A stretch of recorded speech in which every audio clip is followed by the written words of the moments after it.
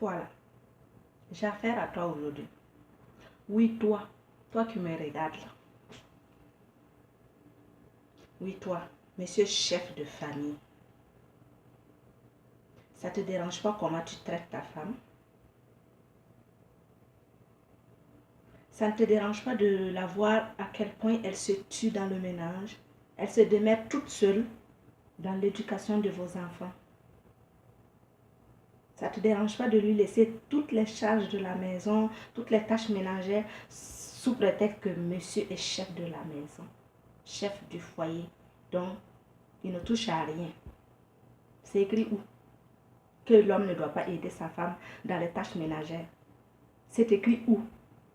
Que l'homme fait ce qu'il veut, dit ce qu'il veut, sort et rentre quand il veut, comme il veut, quand il veut, et la femme n'a pas son mot à dire. C'est écrit où? Ça ne te dérange pas de lui tendre un billet de 1000 francs pour votre popote, sachant qu'il y a toi, elle, vos 9 enfants, vos 12 neveux, sans oublier les voisins, les amis qui peuvent passer pour quand même se joindre à l'assiette. Ça ne te dérange pas. Et pourtant, dehors, tu donnes des 100 000 francs à chacune de tes conquêtes pour aller s'acheter des strings. Tu as le moral, hein, mon gars. Ça ne te dérange pas tout ça, hein? Regarde-toi dans un miroir. Tu te dis chef de la famille. Chef doit être un exemple, un modèle. D'accord? C'est pas ça être chef.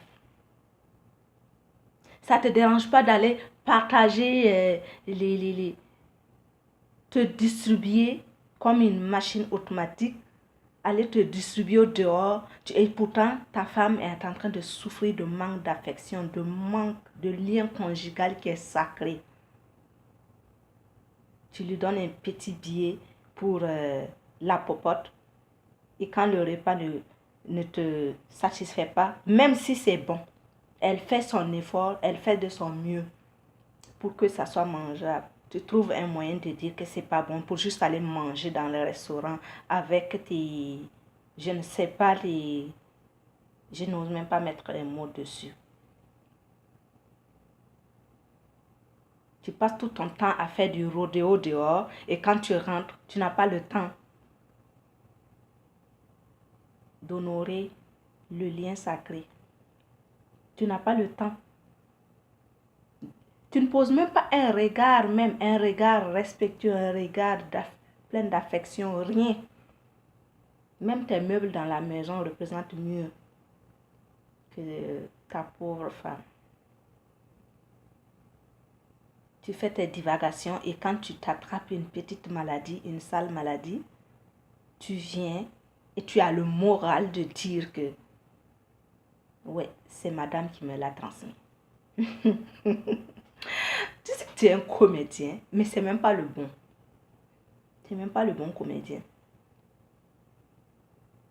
Tu penses que c'est parce que Dieu ne gifle pas vite qu'il dort? Après, c'est pour dire que nous, les femmes d'aujourd'hui, on est des femmes émancipées, nanana, nanana. On est des femmes frustrées. Une femme frustrée, ça devient une femme rebelle. Et une femme rebelle, ça devient une femme émancipée. C'est vous qui ouvrez nos yeux là.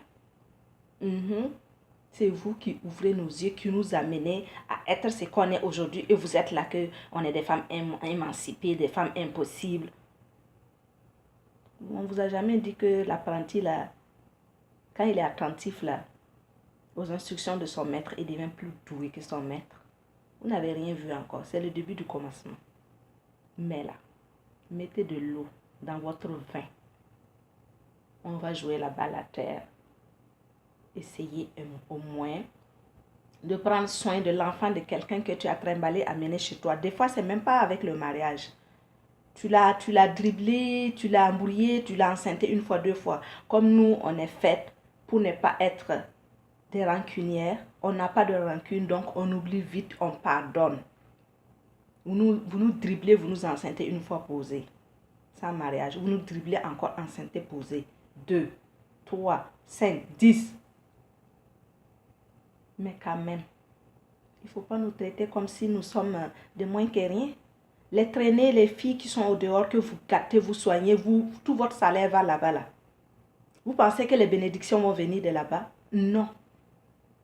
La femme qui est à la maison, qui souffre avec toi, qui lave tes caleçons troués, qui lave tes chaussettes déchirées là, qui balaye la maison, qui nettoie, qui fait à manger, qui satisfait tes désirs quand tes princesses de dehors refusent, te rejettent là. Et tu viens, tu te déchaînes sur elles là.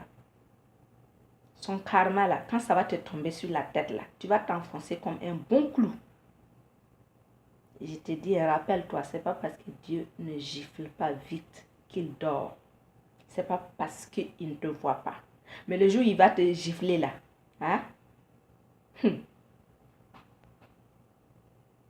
Mon type, réfléchis à ça. Ressaisis-toi.